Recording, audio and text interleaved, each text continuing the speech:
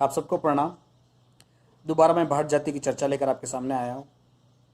आज मैं भाट जाति की उत्पत्ति के बारे में आपसे कुछ कहना चाहूंगा।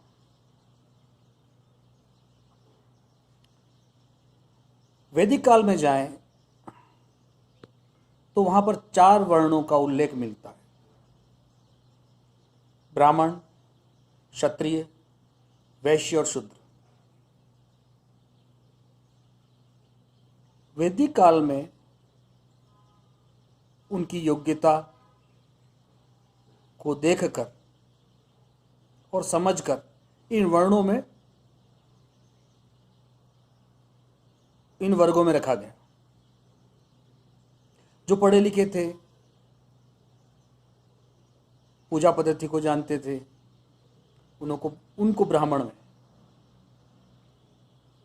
और जो व्यापार वर्ग में थे उन्हें वैश्य में, और जिन्होंने रक्षा प्रणाली को अपनाया उन्हें क्षत्रिय में, और जो सेवक रूप में काम करते थे, शिल्पकार के रूप में जिन्होंने काम किया, उन्हें शूद्र रूप में। तो वैदिक काल में कहा जाता था कि पढ़ना लिखना सिर्फ ब्राह्मण, वैश्य और क्षत्रियों में था। ब्राह्मणों को पढ़ना था, पढ़ाना था, पूजा पद्धति सीखनी थी, समझनी थी, और जो वैश्य थे उन्हें व्यापार चलाना था, और क्षत्रियों को शासन चलाना था। इसके लिए उनके लिए पढ़ना लिखना बहुत जरूरी माना गया था, और इन दिनों गुरुकुल भी रहा करते थे। परंतु जो शूद्र रहे, जो शिल्पकार रहे, जो सेवक रहे,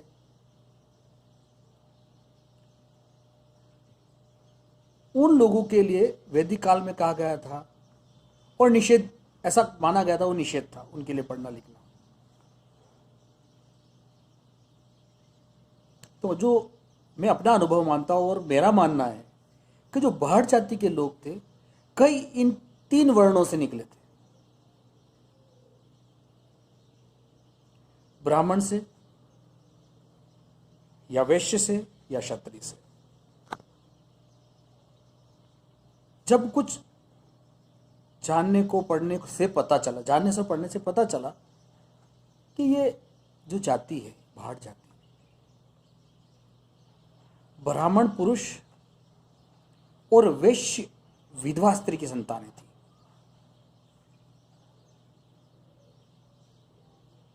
आदिकाल में ब्राह्मणों का और क्षत्रिय में आज भी है, विधवा विवाह वर्जित हुआ करते थे। तो किसी ब्राह्मण पुत्र ने वैश्य स्त्री जो विधवा थी उससे विवाह किया,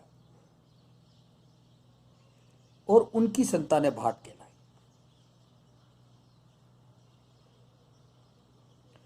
ब्राह्मणों में विधवा विवाह वर्जित था, तो उस ब्राह्मण पुत्र को ब्राह्मण समाज ने ब्राह्मण समाज से निष्कासित किया। उसके हर एक क्रियाकलाप पे, पूजा पद्धति पे पाबंदी लगा दी।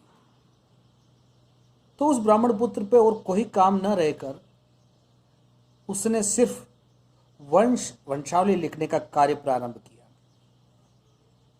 और वो भाट कहलाए।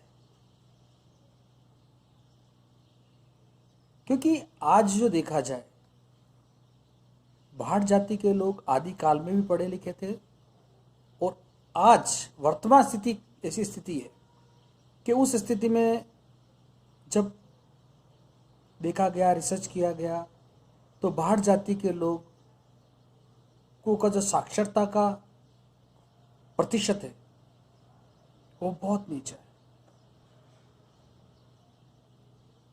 अब इन बीच के कालखंडों में कहां पर कमी रह गई कि जिनकी वजह से निरक्षर हो गए,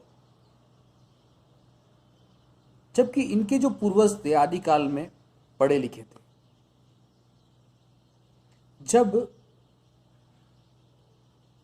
कर्नल टॉड द्वारा इस जाति को, भाट जाति को क्रिमिनल एक्ट में डाला गया, और इनके सारे क्रियाकलापों पर, इनके सारे अधिकारों पर प्रतिबंध लगा दिया गया, इनके लिखने पर, इनके वाचन करने पर, तो सोचो इनकी स्थिति कैसी रही होगी।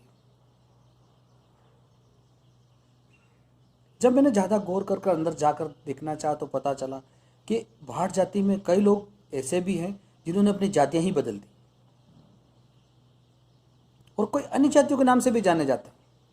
मैं आगे आपको एक एपिसोड में मैं आपको इस पर भी पूरी चर्चा करके बताऊंगा कि वो किस जाति से जाने जाते हैं और आज उनकी कंडीशंस क्या है।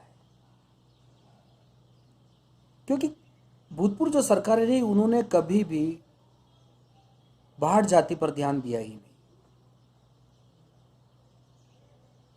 और आज भी ध्यान देने की बहुत सख्त जरूरत है।